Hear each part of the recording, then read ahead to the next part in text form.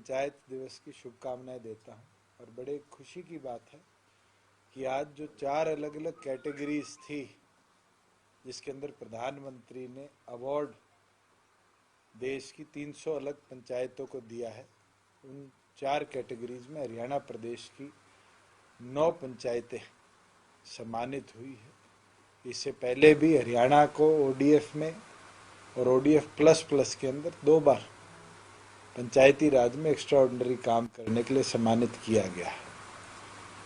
उसके साथ जो पिछले वर्ष 26 जनवरी को हरियाणा ने एक मॉडल बनाया था लाल डोरा मुक्त गांव बनाने का, उस मॉडल के अंदर हरियाणा प्रदेश ने सिरसी गांव को पहला गांव बनाया था जिसके अंदर 100% गांव के लोगों को उनकी रजिस्ट्री डीड्स दी थी। 24 अप्रैल 2020 को प्रधानमंत्री ने 3 महीने बाद उस मॉडल को देश के 8 अलग राज्यों में इंप्लीमेंट किया, जिसमें हरियाणा प्रदेश के 200 गांव लाल डोरा मुक्त हम बना पाए। और पिछले 1 वर्ष के अंदर जब ये 8 राज्यों के अंदर कार्य चला, हरियाणा ने एक्स्ट्रा ऑर्डिनरी काम कर दिखाया, जिसका आज नतीजा भी सामने आया कि प्रधानमंत्री ने जब 8 राज्यों में इस मॉडल के तमाम अडॉप्टेड विलेजेस उनकी जब लिस्ट निकाली तो 4000 गांव में से 1300 से ज्यादा गांव हरियाणा प्रदेश के थे जिनको हम पूरी तौर पर लाल डोरा मुक्त बना पाए।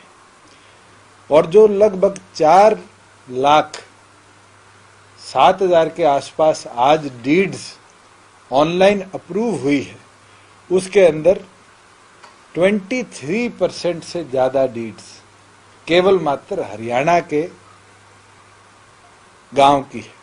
मैं ये अपने आप में एक अचीवमेंट मानता हूं कि हमारे गांव के लोगों को उनकी आधिकारिक जमीनों का अधिकार मिल रहा है। ये देश के अंदर हरियाणा की एक बहुत बड़ी अचीवमेंट है। और पंचायती राज दिवस में ग्रामीण अंचल को ये ताकत मिले, इससे अच्छी कोई बात नहीं।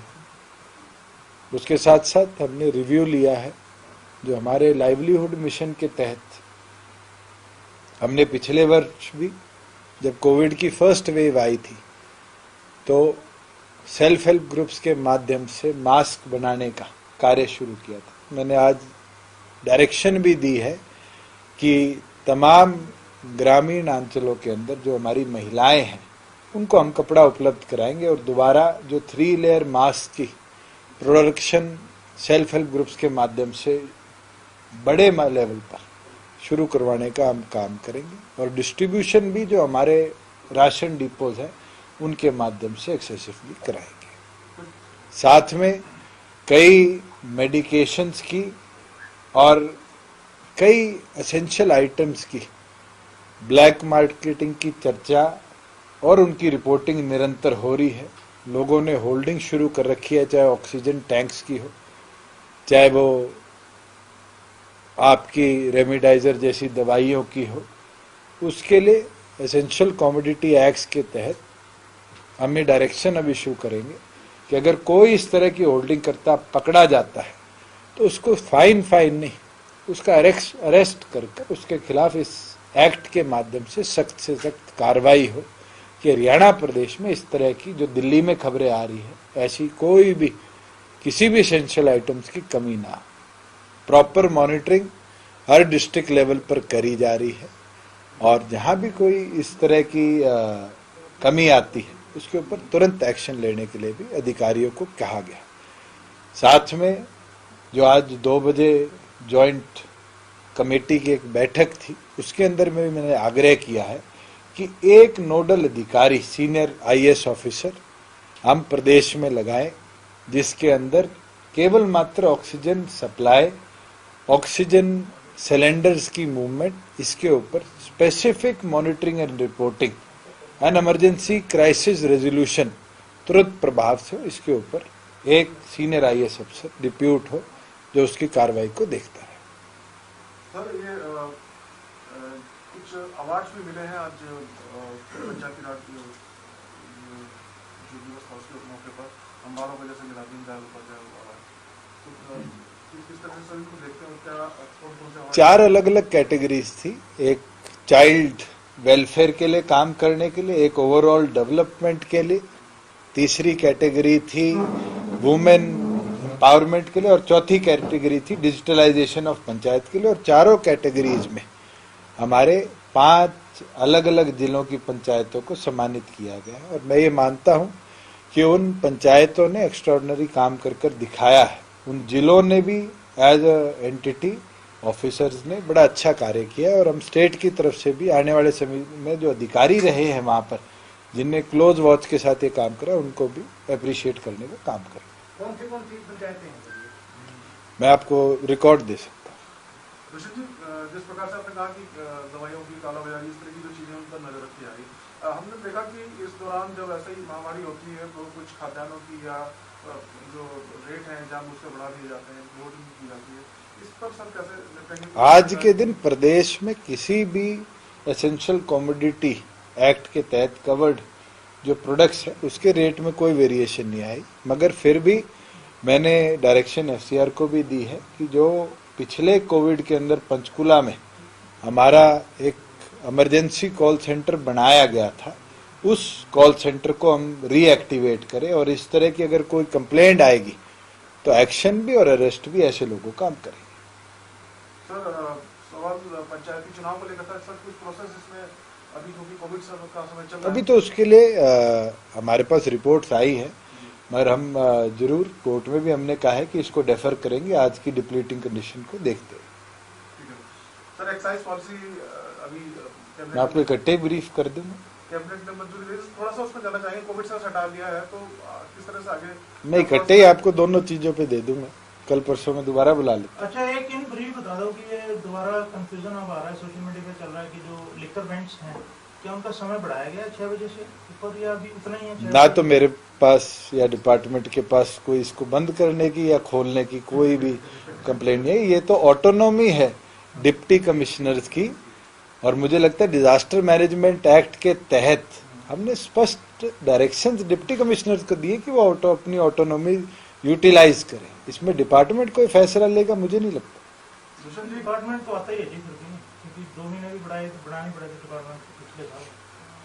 जी, डिजास्टर मैनेजमेंट की आपने बात की, कल कुछ ऐसा प्रस्ताव की चर्चा हुई कि लॉकडाउन की स्थिति हो सकती है कुछ जिलों में, हरियाणा में, कोई क्या कोई विचार? मेरे पास ऐसा कोई भी फैक्ट आया नहीं है, मगर बिल्कुल अगर हम गुड़गांव की आज कंडीशन देखें और जिस हिसाब से नंबर्स मल्टीप्लाई 30 टाइम्स हो रहे हैं डेली, वहां के जो स्थानीय सांसद है, केंद्र में मंत्री हैं, उनका भी आग्रह आया है, अथॉरिटीज का भी आग्रह आया है, अलग अलग सिटीजन ऑर्गेनाइजेशन का भी आग्रह आया है।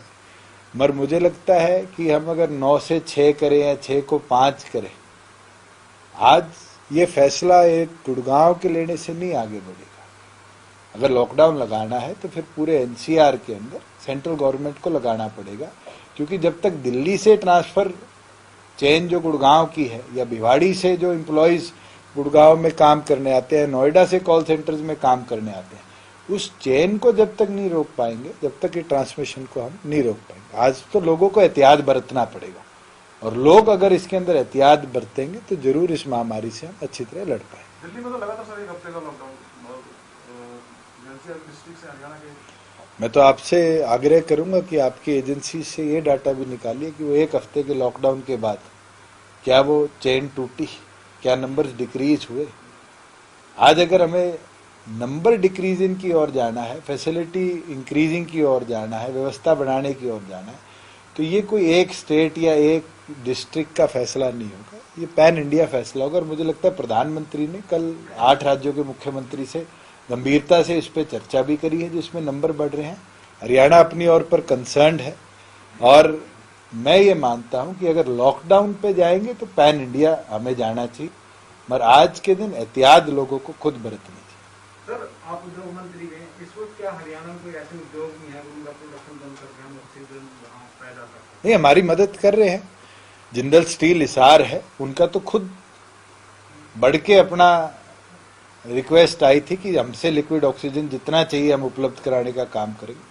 हमारी एक दो और ऐसी फैक्ट्रीज हैं, हमने तमाम ऐसी फैक्ट्री जिसमें फर्नेस लगे हुए हैं, जिनको लिक्विड ऑक्सीजन की सप्लाई चाहिए होती है और उनकी खुद की प्रोडक्शन है, उनको लिस्टेड भी कर लिया है और उनकी सप्लाई को हमने हॉस्पिटल्स की ओर डाइवर्ट भी किया है। मुझे याद है 3 दिन पहले फोर्टिस गुड़गांव के अंदर से पैनिक कॉल आई थी कि ऑक्सीजन खत्म हो रहा है, तो जिंदल ने सरप्लस ऑक्सीजन सप्लाई को डाइवर्ट किया था। तो ऐसे छोटे छोटे कदम हैं, मुझे लगता है ये प्रोएक्टिव होकर हम सबको मिलकर स्टेप उठाने पड़ेंगे। अकेली मैं आपको सप्लाई करवा सकता हूँ कि जिनके अंदर छोटे छोटे प्रोडक्शन प्लांट है, not up to a capacity की वो एक टैंकर भरते हैं, मेरे सिलेंडर भरने का। स्थिति काबू में है, जिस तरीके से 12,000 करीब कल केस आ रहे हैं हरियाणा में, और अब तो पंजाब से भी। देखिए, हमने टेस्टिंग के नंबर्स बढ़ाए हैं, हमने मॉनिटरिंग करी है, मगर मैं आज भी आपके माध्यम से भी सबसे आग्रह करता हूं, मैं डॉक्टर तो नहीं हूं, मेडिकल कंसल्टेशन जरूर लोग दें हॉस्पिटल जाने से पहले और पैनिक में मत आए। मेरे सामने स्वयं ऐसे ऐसे केसेज आए हैं जो ऑक्सीमीटर खराब होने के कारण लोग पैनिक में आ गए और कहने लगे कि मेरा 95 से 62 ऑक्सीजन चला गया, मुझे तो वेंटिलेटर चाहिए, जबकि दूसरी मशीन पे उसका ऑक्सीजन 97 था। तो मुझे लगता है कई बारी पैनिक भी एक नर्वसनेस क्रिएट कर देता है।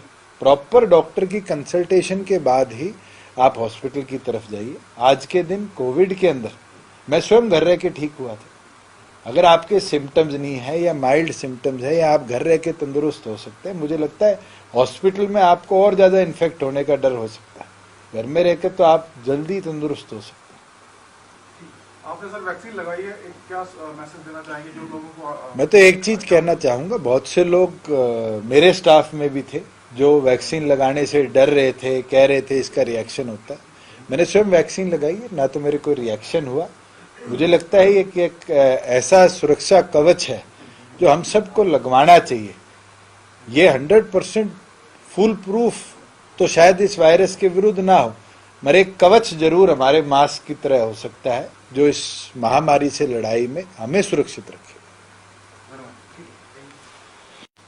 पंचायती संस्थाओं को पंचायत दिवस की शुभकामनाएं देता हूं और बड़े खुशी की बात है कि आज जो 4 अलग अलग कैटेगरीज थी जिसके अंदर प्रधानमंत्री ने अवार्ड देश की 300 अलग पंचायतों को दिया है, उन 4 कैटेगरीज में हरियाणा प्रदेश की 9 पंचायतें सम्मानित हुई है। इससे पहले भी हरियाणा को ओडीएफ में और ओडीएफ प्लस